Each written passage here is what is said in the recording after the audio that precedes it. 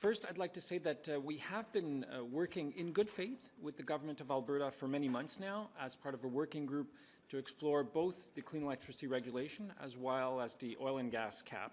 And not once in the many meetings that we've had with them did they raise the Sovereignty Act motion, which jeopardize the collaboration that we've had so far. But like the province of Alberta, we agree that we need to develop a clean grid that is affordable and reliable. Of course we agree on that, because it's the foundation of a prosperous and clean future for all Canadians.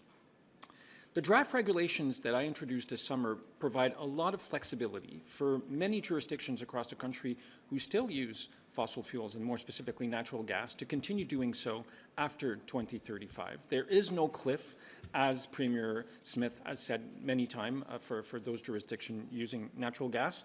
But it is true that we want to limit as much as possible the use of fossil fuels as part of our grid in 2035. But it's not a fossil fuel-free grid in 2035. It's a carbon-neutral grid. We want to minimize the use of fossil fuels and maximize the use of renewable energies.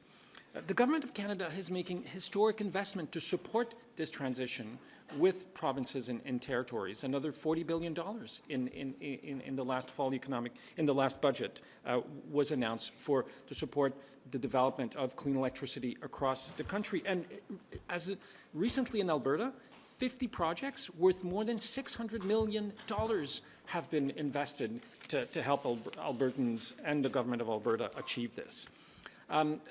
This seems to be part of a new tradition of the Alberta government to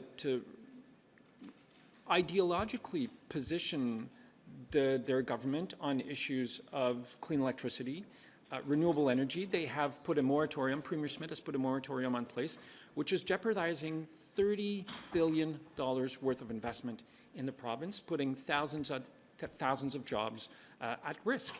And contrary to many of the claims that, well, all of the claims that the Premier is making on this, we have in fact signed agreements with provinces like Nova Scotia and New Brunswick who are still very dependent on fossil fuel to produce their electricity and who've agreed to work with us to have a carbon neutral grid by 2035. So it is possible to do so in Canada. It is possible to do so in jurisdictions that are still very dependent on fossil fuel, but it means that we have to work together, not against each other. And that's what I find unacceptable with the position that Premier Smith has taken, because it's bad for Albertans, it's bad for workers in Albertans, it's bad for the economy of Alberta. And obviously we know that as far as Pierre Poilievre is concerned, nothing would happen on this, because he doesn't even, the official position of his party is that they don't believe in climate change, let alone measures that we should put in place to fight climate change. So we will continue moving ahead with this. There is no legal basis for what Alberta is doing, and we feel that we're on very solid ground. And the fact that we already have some provinces who are on board with us, as well as a number of private companies and investors who say that this is the way to the future. We will continue working on this.